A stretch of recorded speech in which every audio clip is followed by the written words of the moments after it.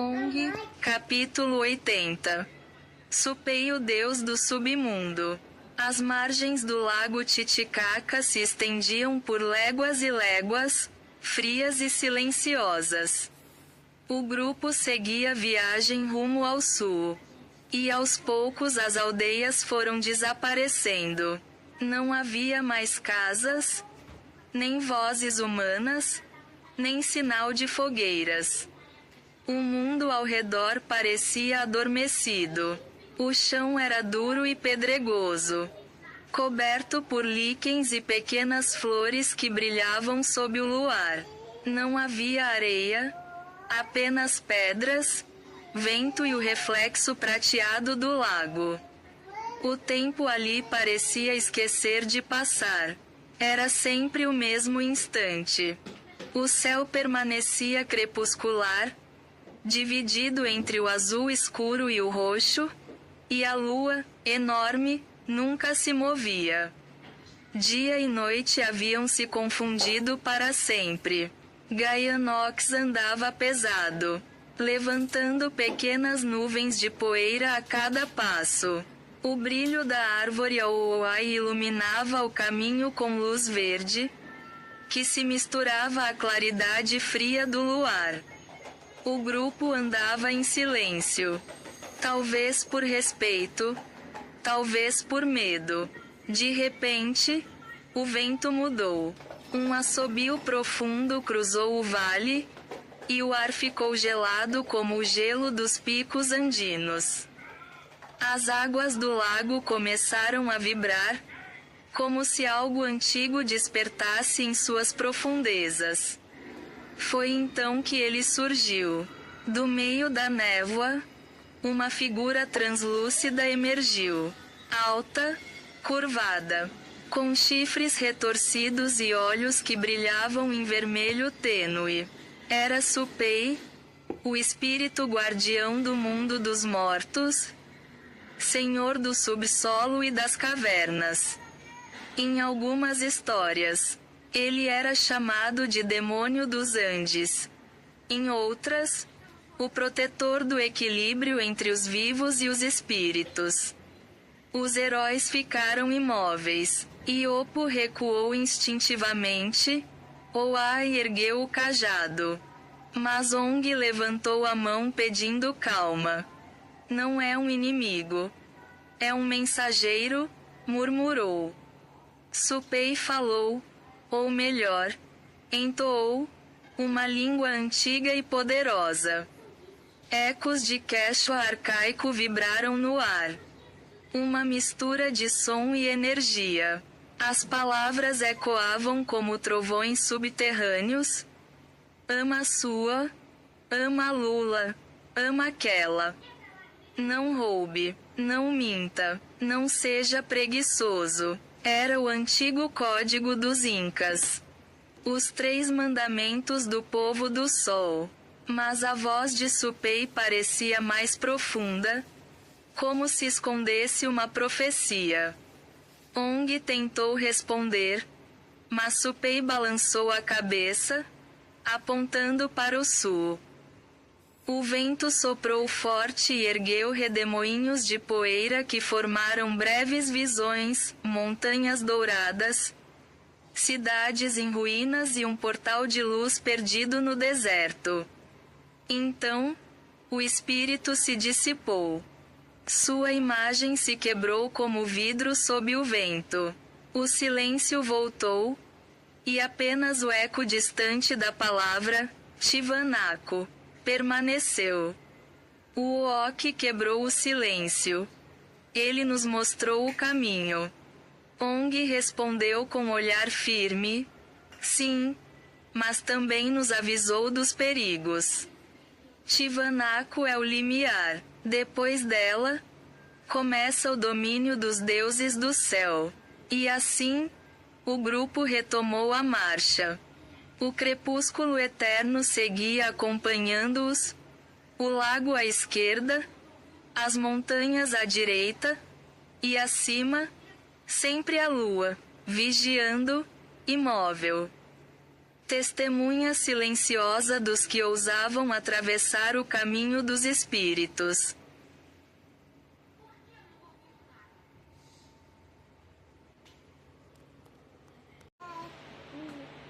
ONG, capítulo 81, Pachamama, a Mãe Terra. Depois de muitos dias seguindo pelas margens do grande lago e cruzando planícies frias dos Andes, o grupo finalmente chegou a Tiwanaku, a antiga cidade sagrada erguida num tempo anterior à memória das montanhas. As ruínas surgiram como um sonho petrificado. Blocos colossais formavam portais e pátios alinhados com precisão impossível. O céu andino, tingido de violeta e dourado, parecia suspenso no tempo. Rostos entalhados observavam o grupo em silêncio, como guardiões antigos ainda atentos. Gaianox avançava lentamente, exalando vapor pelas narinas. Mesmo exausto, ele mantinha a cabeça erguida. Sobre seu dorso, a árvore Aoai emitia um brilho verde esmeralda, iluminando musgos e fissuras das pedras ancestrais. O silêncio era denso e vivo. Então, o chão tremeu levemente. Uma brisa morna trouxe o cheiro de terra úmida, raízes e sementes. Das sombras surgiu uma figura luminosa, formada por poeira dourada, folhas e vento. Seu corpo mudava de forma, ora mulher, ora montanha, ora campo cultivado. Seus olhos refletiam estrelas antigas. Era Pachamama. Filhos de terras distantes, disse sua voz profunda. Vocês atravessaram o mundo. Mas ainda precisam aprender a ouvir. Ninguém respondeu. Ruoyapu anotava cada palavra. Oai sentou na pedra e fechou os olhos, sentindo a terra sob os pés. O equilíbrio vive nas montanhas, continuou Pachamama. Cada pedra, cada raiz, cada sopro de vento guarda memória. Ela caminhou entre eles, e onde tocava o chão, pequenas plantas brotavam. Vocês querem levar a vida aos céus, disse, aproximando-se de Aoai, mas antes devem aprender a cuidar da terra, pois é ela quem sustenta tudo. Ao tocar as folhas da árvore, o brilho de Aoai se intensificou. Com um gesto, Pachamama mostrou uma visão. Terra fértil substituiu a pedra. Campos em degraus surgiram nas montanhas. Povos trabalhavam juntos, plantando e colhendo com gratidão. Este é o caminho dos Andes, explicou. Nada se planta sem respeito. Nada se colhe sem oferecer algo em troca. Mostrou a batata, resistente ao frio. E o milho dourado, filho do sol. Cada semente é uma promessa. Alimentar-se é um ato sagrado. Ong observava em silêncio. Vindo do mar, ele agora compreendia a paciência da terra. A terra é como uma mãe, sussurrou o Ooki.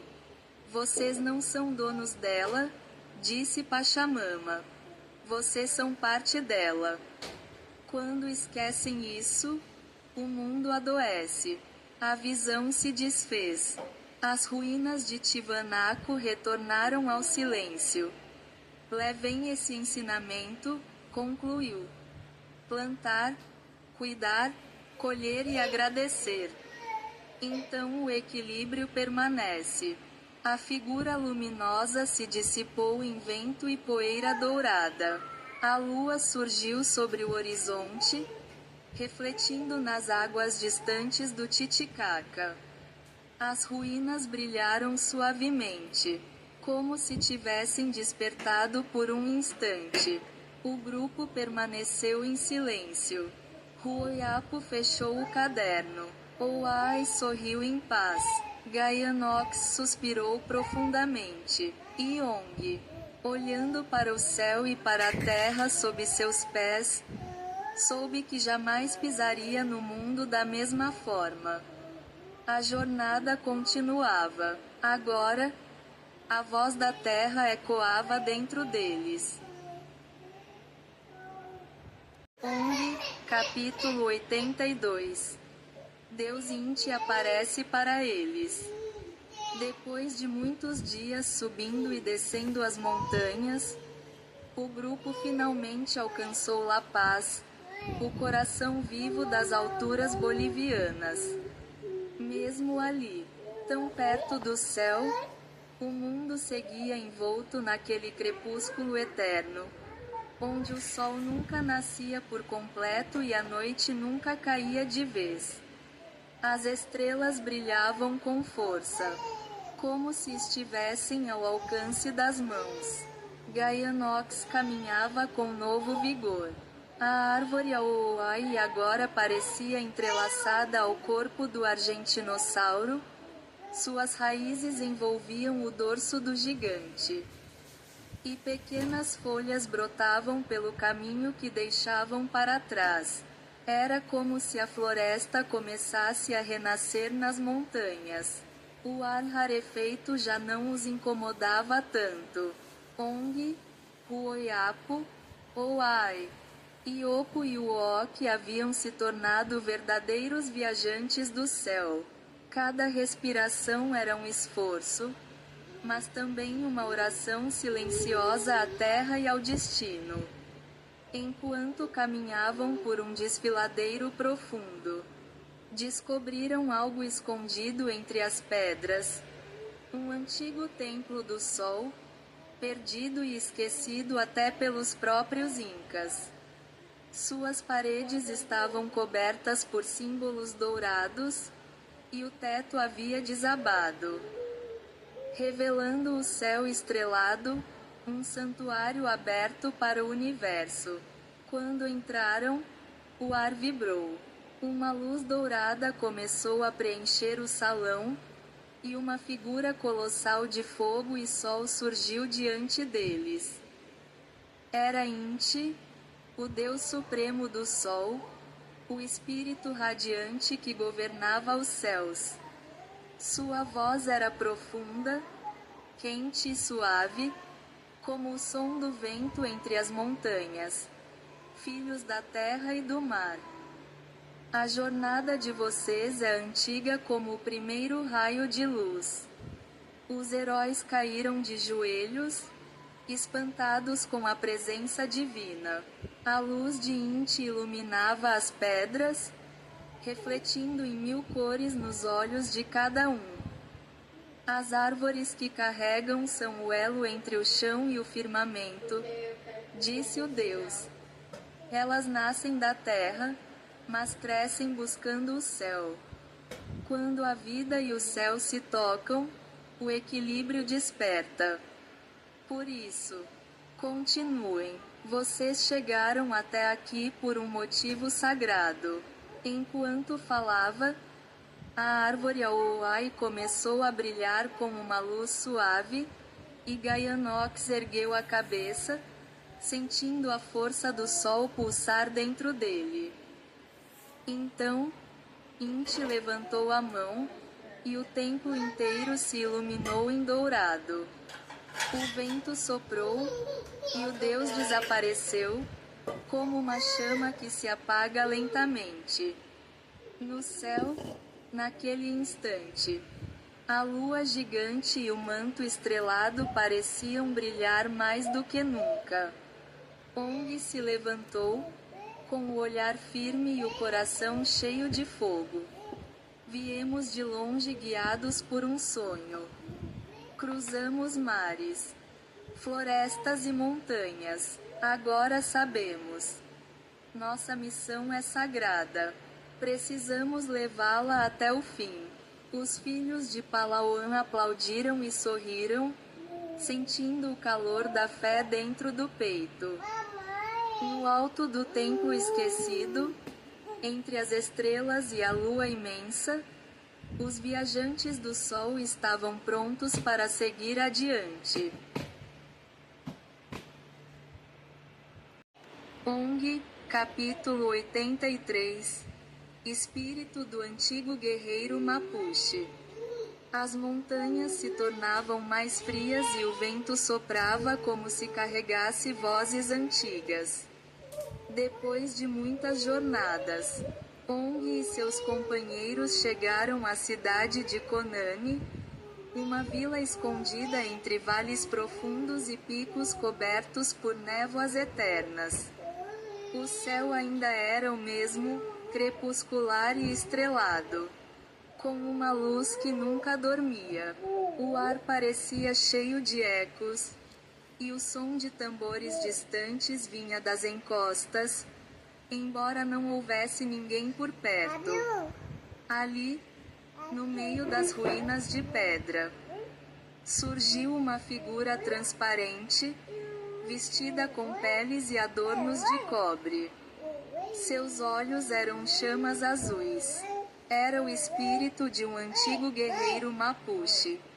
Meu nome é Anaí, disse o fantasma. Sua voz ecoando como vento dentro de uma caverna. Lutei quando as terras ainda eram jovens, antes que os reinos se separassem entre norte e sul. Os heróis ficaram em silêncio. O Oki e Iopo se entreolharam, atentos. ONG se aproximou com respeito. Anaí, o que aconteceu com teu povo? O espírito abaixou a cabeça. Houve tempos de conflito entre os Mapuches e os Incas, mas também tempos de cooperação e troca.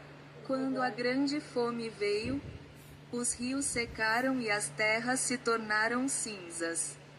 O vento soprou mais forte, e o espírito levantou a mão apontando para o chão. Foi então que o deus da batata, Ipomoia, desceu das nuvens e mergulhou suas raízes nas montanhas. Dessas raízes brotaram os primeiros tubérculos, que salvaram os povos da morte. ONG olhou para Roiapo, que rapidamente anotava tudo em seu caderno. Ai, maravilhado, dizia baixinho. Então é por isso que o povo reverencia tanto a batata, ela é vida. Anaí sorriu. Sim, a batata é o coração da terra. Onde ela cresce, a vida se mantém. Mas assim como apareceu, o espírito começou a se desfazer. Seu corpo virou poeira dourada levada pelo vento gelado. Levem a memória do que ouviram. O equilíbrio entre os povos é tão sagrado quanto entre o céu e a terra. E então, Anaí desapareceu, como se nunca tivesse existido. O vento se calou. As montanhas voltaram ao seu silêncio antigo. O grupo ficou por alguns minutos olhando o horizonte. ONG colocou a mão sobre o ombro de Gaianox e disse: essas terras estão vivas, falam conosco. E quanto mais subimos, mais os espíritos querem nos ensinar. O argentinossauro soltou um rugido baixo, e as folhas da árvore Auai se agitaram como se concordassem. Eles seguiram viagem pelas montanhas bolivianas, com o coração cheio de respeito, e o olhar voltado para o sul, onde o portal dos céus os esperava.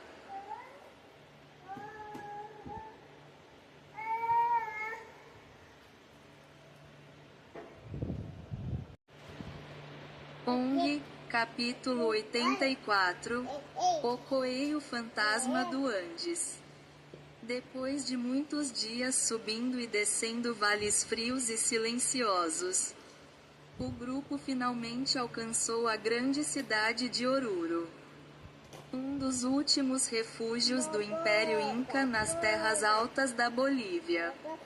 A cidade parecia viva e antiga ao mesmo tempo. Ruínas de pedra e casas de palha se espalhavam pelas encostas, iluminadas por tochas e pelo brilho constante da lua gigante. O céu seguia eternamente estrelado, e o ar, embora rarefeito, parecia pulsar com uma energia mística. Por todos os lados, habitantes mascavam folhas de coca, oferecendo bênçãos e histórias aos viajantes. Nos campos, guanacos de pelagem dourada, prateada e até azulada pastavam em silêncio, como se fossem guardiões celestes das montanhas. Gaianox seguia firme, com a árvore Aoai reluzindo em suas costas. Mas naquela noite, algo estranho começou a acontecer. O vento soprou frio e denso, e uma névoa espessa cobriu as ruas da cidade. As chamas das tochas tremeluziam, e então 5 figuras translúcidas surgiram diante deles.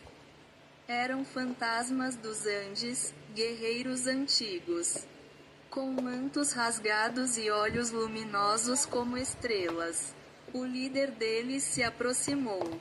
Seu rosto era sereno, mas sua voz ecoava com o peso dos séculos. Eu sou Okoei, o espírito dos Andes. Essa árvore que vocês carregam pertence à terra, não aos homens. Deixem-na conosco e sigam em paz. Ong deu um passo à frente, encarando o fantasma com firmeza. Atrás dele, o Oki cerrou os punhos, pronto para lutar, e Iopo se escondeu atrás de uma pedra, tenso. Mas Ong levantou a mão, pedindo calma. Okoei, nós viemos de muito longe. Essa árvore não é nossa posse, é nossa promessa. Carregá-la até os reinos do céu não é um ato de ganância, mas de fé. Vocês acham que roubar essa árvore traria glória? Não, traria apenas peso, cansaço e dor. O vento soprou forte. O coelho olhou por um tempo, em silêncio. E por que vocês fariam isso, se não por ouro? Ong sorriu. O ouro é fácil de roubar. O sonho, não. Nós carregamos esta árvore porque acreditamos que a terra e o céu devem se unir. E se for para morrer tentando, que seja com o coração limpo. Por um instante, os 5 fantasmas se entreolharam. Então Okoei abaixou a cabeça, e sua voz se tornou mais suave. Talvez vocês sejam os primeiros mortais a entender o verdadeiro valor do caminho. Ele ergueu o braço, e a névoa começou a se dissipar. Os outros espíritos o seguiram, desaparecendo lentamente como fumaça levada pelo vento. Quando a lua voltou a brilhar, o grupo percebeu que estava sozinho novamente, e que o ar estava mais leve. Ong olhou para o sul, onde o horizonte já mostrava um brilho branco e infinito. Estamos perto, disse ele. Ruoyapo levantou o rosto e completou. O salar de Uyuni. Gaianox rugiu. E as folhas da árvore Aoai se abriram como se também sentissem o chamado. O portal dos céus os aguardava logo adiante.